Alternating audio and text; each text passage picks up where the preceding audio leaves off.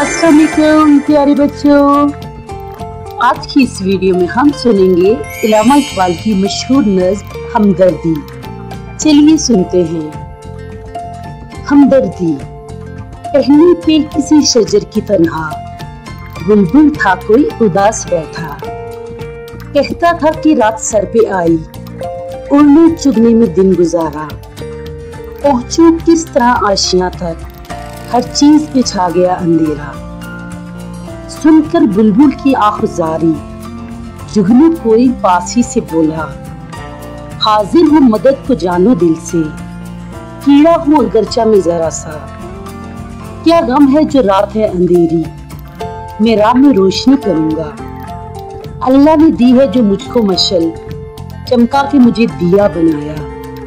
है लोग वही जहां में अच्छे, आते हैं जो काम दूसरों के। प्यारे बच्चों, इस नज़्म में हमें ये सबक दिया गया है कि हमें हमेशा ज़रूरतमंद की मदद करनी चाहिए, दूसरों के काम आना चाहिए।